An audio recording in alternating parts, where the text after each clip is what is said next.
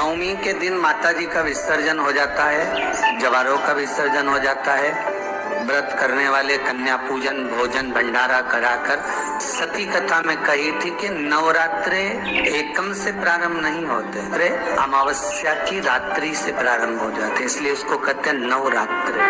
क्योंकि नवमी के दिन माता जी का विसर्जन हो जाता है, जवारों का विसर्जन हो जाता है। व्रत करने वाले कन्या पूजन भोजन भंडारा कराकर विराम दे देते हैं। तो नवमी की रात्रि उसमें नहीं जुड़ा पाती, उसमें रात्रि अगर जुड़ती है तो ये अमावस्या की रात्रि से जुड़ना प्रारंभ होता है, तब जाकर वो नवरात्रि पूर्ण हो पाती है। पितृलोक में पितृ जैसे निवास होकर भी इंतजार करते हैं। 4 नवरात्रे हैं तो 4 ही श्राद्ध हैं। आज मौनी अमावस्या है, श्राद्ध का विराम हो जाता है और कथा अर्थात नवरात्रे प्रारंभ हो जाते हैं दूसरे दिन से। तो यहाँ शास्त्र कह रहा है जैसे हमें प्रतीक्षा रहती है कोई अच्छे कार्य की, कि घर में कोई शुभ कार्य हो, घर में कोई अच्छा आयोजन हो तो अपने को आनंद होगा, प्रसन्नता होगी। उसी तरह हमारे जो पूर्वज चले गए, जो पूर्वज चाहे वो अधोगति में गए हो, चाहे वो देवगति में गए हो, चाहे वो पितृलोक में निवास कर रहे हो, तो जितने भी पितृलोक में निवास करने वाले पूर्वज होते हैं वो भी ये विचार करते हैं कि हमारे घर के वंश द्वारा, हमारे वंशजों द्वारा कोई ऐसा सत्कर्म हो जिससे हमारे जीवन की वितृप्ति हो और हमें आनंद की अनुभूति हो। और ध्यान दीजिएगा महाराज, आपको चैत्री नवरात्रि का स्मरण होगा, आपको शरदी नवरात्रि का स्मरण होगा, पर जो आषाढ़ में और माघ में जो नवरात्रे पढ़ते हैं इसका एक आनंद ही दूसरा रहता है। बस इतना जरूर होता है कि दुनिया के लोग वो जो 2 नवरात्रे होते हैं उसमें कलश की स्थापना भी करते हैं, देवी का पूजन भी करते हैं, अर्चना भी करते हैं, मंदिरों में भीड़ भी रहती है और खूब प्रेम से माता का जगराता वगैरह सब होता है। पर ये जो नवरात्रे हैं 2 गुप्त नवरात्रे, इनका लोगों को स्मरण नहीं था।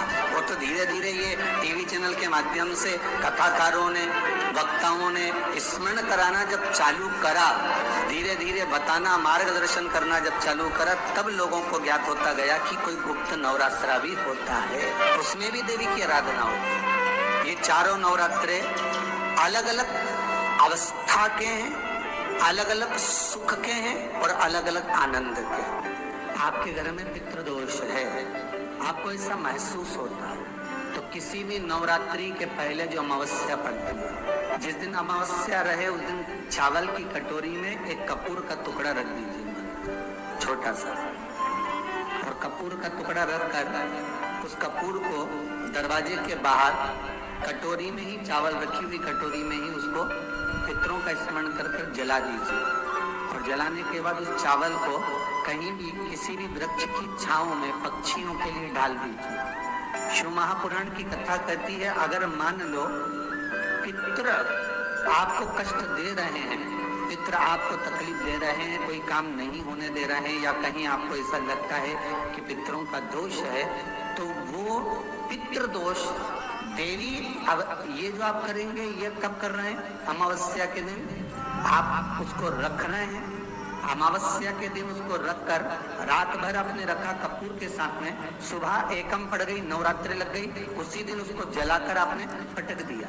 अर्थात उससे देवी और पितृ इन दोनों का आशीर्वाद जो प्राप्त होता है, तो घर में से पितृदोष समाप्त होकर लक्ष्मी की वृद्धि प्रारंभ हो जाती है, कार्य में सिद्धता आ जाती है। और नवरात्रि में भी देवी की आराधना का एक स्मरण का सुख है महाराज। ज्योत का विधान है, नवरात्रि में देवी की ज्योत लगती है, अखंड ज्योति लगती है, जवारे बुआए जाते हैं, कलश लगता है, ज्योत का भी विधान है। जिसके यहाँ दिया अखंड जलाया जाता है, अगर वो दिए की लो, दिए की बाती अगर दक्षिण दिशा की होती है तो उसके घर में साल भर में एक घात जरूर होती है। जो दिया अखंड जलता है उसकी बाती का मुख दक्षिण का नहीं होना चाहिए। अगर आपने देवी भागवत का स्मरण करा हो, देवी भागवत को अगर सुना हो, तो देवी भागवत में स्पष्ट किया गया कि पूर्व की ओर मुख करा हुआ दिया, अर्थात पूर्व की ओर ज्योत जो जलाई जाती है वो संपदा की वृद्धि करती है। पश्चिम की ओर मुख कर जो ज्योत लगाई जाती है महाराज, वो बेबहू को देती है।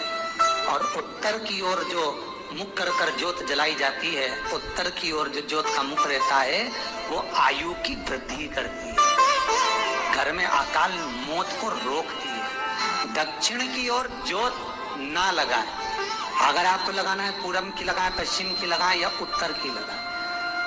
और जितने दिन महारानी जगदम्बा जगतधात्री दुर्गा भवानी चैत्र नवरात्रे में, शरदीय नवरात्रे में, आषाढ़ी नवरात्रे में, आदिक पौष नवरात्रे में हम जगत जननी जगदम्बा की जब स्थापना करते हैं, या हम नूतन घर का प्रवेश करते हैं, या गणेश जी की स्थापना करते हैं, या कोई दुकान को प्रवेश करते हैं, या कोई शुभ कार्य करने के लिए अग्रण्य होते हैं, तो हम कलश की स्थापना क्यों करते? कलश के अंदर आखिर ऐसा क्या विराजमान है कि 33 कोटि देवता उस कलश के अंदर आकर बैठ जाते हैं। आप कोई यज्ञ करने जा रहे हो, आप कोई पोथी पुराण करने जा रहे हो, आप कोई अच्छा कार्य करने जा रहे हो, तो ब्राह्मण देवता कह देते कलश की स्थापना होगी, कलश की शोभा यात्रा निकलेगी, कलश यात्रा निकलेगी, कलश विराजमान होगा।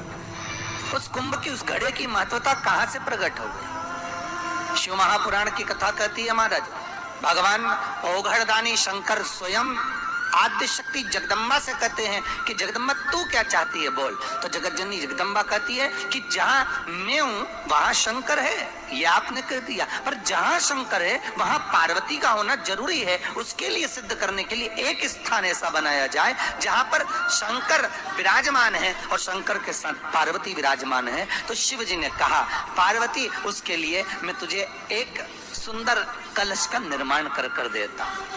अष्टमी के दिन कन्याओं का भोजन कराओ या नवमी के दिन कन्याओं का भोजन कराओ, पर देवी भागवत तो कहती है, देवी भागवत तो वर्णन करती है कि पहले नवरात्रे से लेकर नवमी तिथि तक जितने दिन देवी के होते हैं, प्रत्येक दिन में आप किसी भी दिन कन्याओं का भोजन करा सकते हो, पहली रात्रि से लेकर, पहला दिन से लेकर। पर 9वें दिन तो सवेरे पूजन करके, यज्ञ करके, अनुष्ठान करके देवी को विसर्जन कर दिया। फिर नवरात्रि पूर्ण कैसे हुई? नवरात्रि की पूर्णता होती है अमावस्या की रात से गिनी जाती है। कौन से दिन से गिनते हैं? अमावस्या की रात्रि, फिर एकम की रात्रि, फिर दूज की रात्रि, ऐसे गिनते गिनते अष्टमी की रात्रि तक और नवमी के दिन सुबह तक या दोपहर तक या शाम तक, जब तक आप यज्ञ ना करें तब तक ये 9 रात्रियां पूर्ण गिनी जाती है महाराज देवी भागवत के हिसाब से पूर्णता। अब हमने कन्या भोजन का जो क्रम बनाया, अष्टमी के दिन करा देंगे, नवमी के दिन करा देंगे, इस तिथि को करा देंगे, पर भाव देखिए, शास्त्र कहता है भूखे को भोजन जब कराइए जब उसको भूख लगी हो, और ऐसों को कराइए जिसको जरूरत पड़ रही है।